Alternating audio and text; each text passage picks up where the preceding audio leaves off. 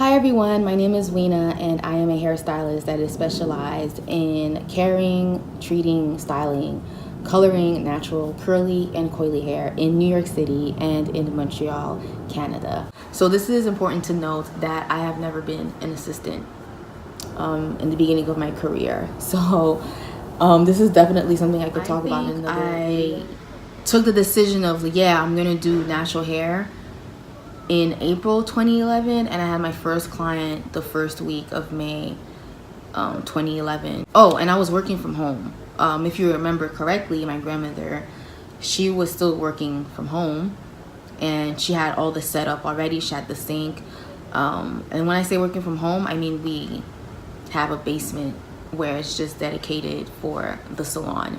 From that point, I was pretty much getting clients from word of mouth and from a little bit of social media posting. We're talking 2011 here, so you know that Facebook and Instagram was not, it wasn't happening yet. So I started taking more and more clients until I realized that I couldn't continue working like that without having a second job. So when I was thinking of okay, so what else can I do while I'm taking clients and building my clientele? And then I thought, I think I'm gonna go back to that chain salon because it's easy money. So I went back and I asked if I could get my job back. They're like, of course, yes, we're actually looking for a stylist. So I went back. I was working 4 days a week at the chain salon and working from home 3 days a week. So I did that for a year, and then I realized that I did not work enough days at home because I was getting a lot more people that were finding me. And then that's when Facebook and Instagram started getting really popular, because now we're talking 2012. And 2012 is also the year where I would say that the way that natural hair was in the States back in 2009, that's how it became in Montreal in 2012. I started getting more and more business, and literally a year, almost to the date, that's when I stopped working at the chain salon. So it took me a year to fully build my clientele in a market that was not saturated at all, by the way, because that makes it a huge difference. So that's when I was pretty much full-time working for myself. I think I was working, I could be wrong, okay? I could be completely wrong, but I think I was working 6 days a week. Literally by December 2012, people would call me every day and I had to be like, I'm busy, I can't take you, I'm sorry. At the same time, I was also freelancing. So I was doing photo shoots. You work with models and you have a portfolio. So I got into that too at the same time. And I was trying to make it, but in Montreal it's a little harder because there's no industry in that.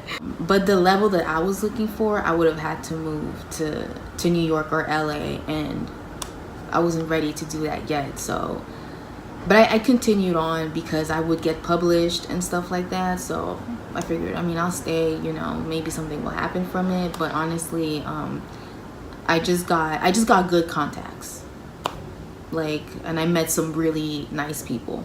I did that for a couple years actually, until one day I was like, this is not worth it anymore. This is not the direction that I want to go into. So I stopped doing that. Now we're in 2013. My business is it's rolling, and already December 2012, I was already thinking, okay, I need a next step because this is getting a little bit. It wasn't it's out of hand. It was just a little bit out of hand.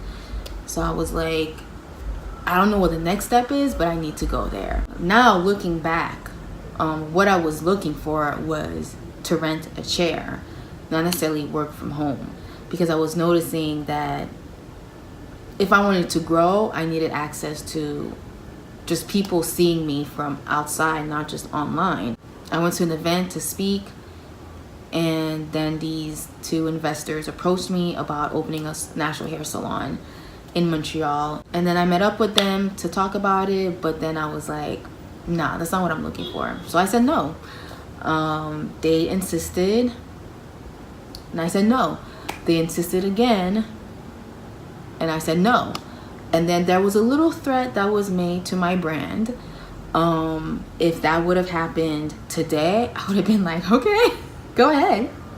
But I was 23 at the time. I took it seriously, and I figured, you know what?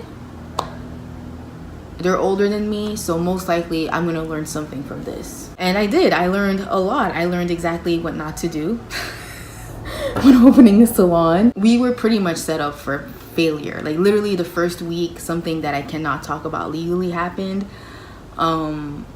That just literally was like the beginning of the end. We closed 2 years later. There was a lot of us that owned the salon pretty much. And the team in the salon that was working for the brand, it was an awesome team. So yeah, that kind of sucked. While the salon was open, we had a water damage. So we had to close the salon for a couple of weeks, and then we went back to the salon. The city closed down the building because the building just wasn't good enough because the owner never really took good care of it. While we were getting the salon fixed, during the water damage, I went to a salon that was inside of a beauty supply store to still take my clients. So when the salon closed, I just went back to that beauty supply store. I didn't want to go back home because I wanted to have access to walk in. So I figured a beauty supply store would be perfect. And it was. It really was. So I did a bit of chair rental too. And that was cool, except I was working with a braider that had an assistant, and they never really used the sink. Most of the time they would ask their clients to come in with their hair already washed, and I still wash my clients' hair. Like every single client that I have, I wash them because I like washing hair.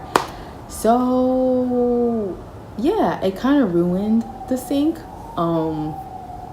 pretty bad. There was a pretty bad water damage in the beauty supply store, so I had to leave because I did not want to ask clients to come in with their hair washed.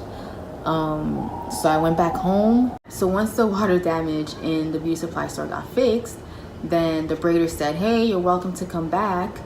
But then I was already settled back at the home salon, so I was like, you know what, I might as well just stay, because back then I knew I was moving to New York. I just didn't know when exactly. So I decided to stay. I did a couple of months working by myself, and then I got an assistant. It's really when I got the assistant that I understood when all the research that I did before I took my hairdressing course, when I would read how being a stylist, the sky's the limit. You can have so much income as a stylist. Like at first I was like, okay, I guess. But that's when I realized, like, okay, you can make a lot of money as a hairstylist. And the crazy part is that I was always putting a cap on how much money I could make because it was just me and my cat. Like, I didn't need that much money.